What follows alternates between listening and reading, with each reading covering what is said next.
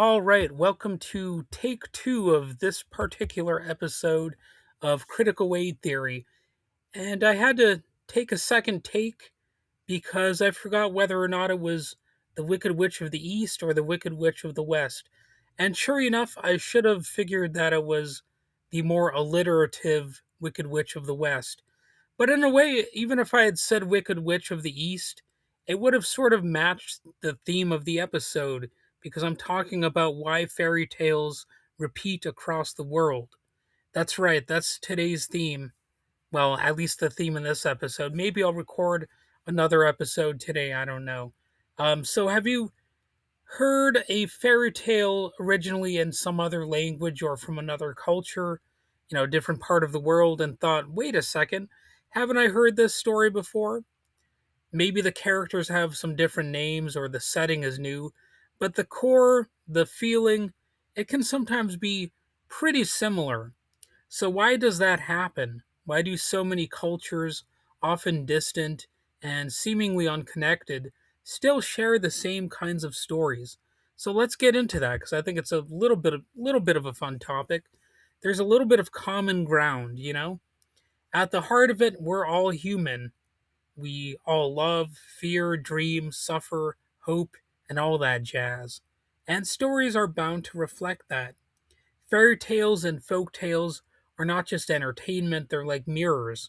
They carry our deepest fears, our biggest wishes, our most basic questions. Will I be okay? What's right and what's wrong?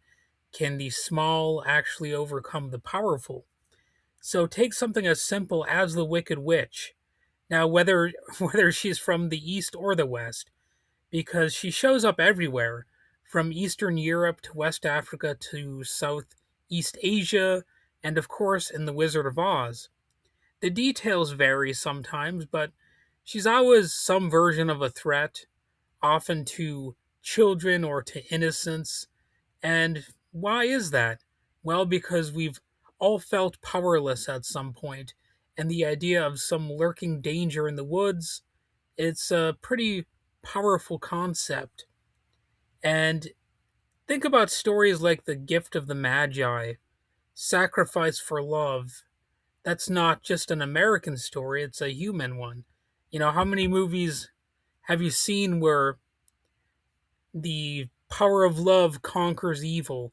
The movie Natural Born Killers actually kind of makes fun of that idea as a general premise.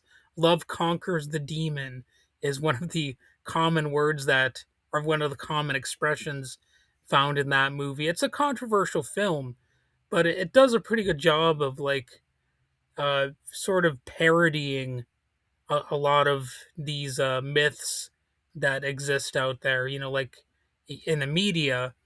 And I think a lot of it ties into these fairy tale sort of themes.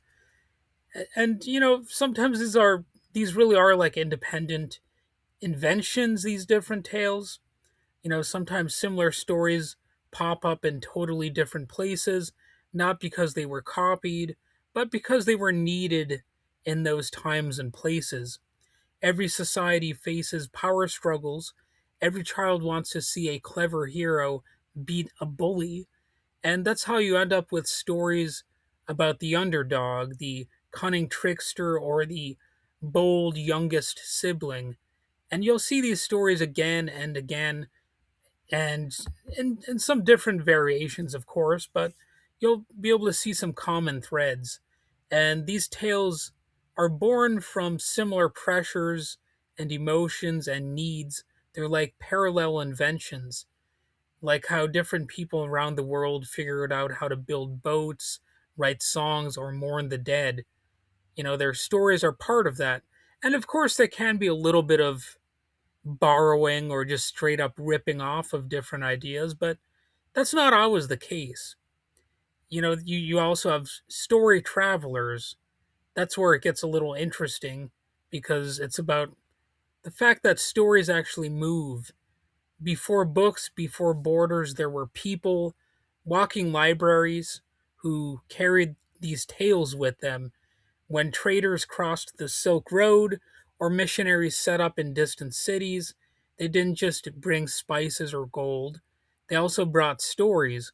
And when these stories landed in some new places, they were shaped to fit the new tongues and the new cultures. So think of it like a song you love getting remixed in another language. And of course, music does work like that too. Um, Different languages, different styles, things evolve over time, but there's often some core ideas and some similar music or whatever, and you get the same thing with all these different artistic forms. Even during tragedy like war or forced relocation, people will hold on to their stories as best they can. So during the Trail of Tears, when Cherokee families were torn from their homes, stories kept memories about identity alive. Silence might fall, but the heart kept speaking. And there are also some archetypes we cannot escape. There's the psychological side.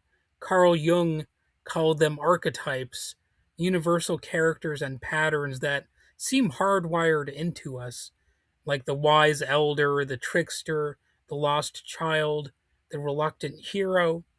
No matter where you are, these figures will show up because they're not just part of stories, they're actually a part of us. And, they're the thread that binds us together.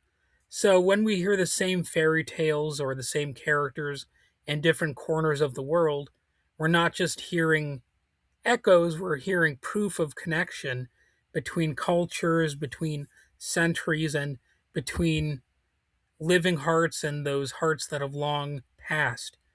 Maybe that's why today there's a growing call. Imagine a world in which all children can see themselves in the pages of a book.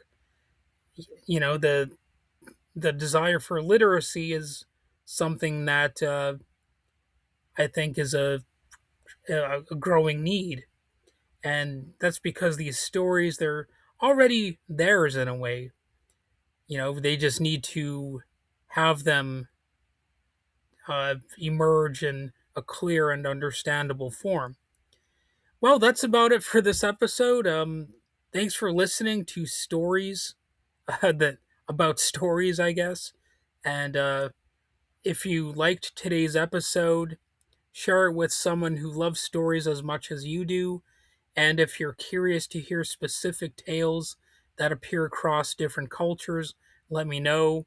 I can do a follow up and be more specific instead of being as vague as I'm being in this episode. I'm sure I will at least do some more movie reviews that kind of delve into different stories and different characters and stuff like that. So until next time, keep listening and keep telling stories that are worth hearing.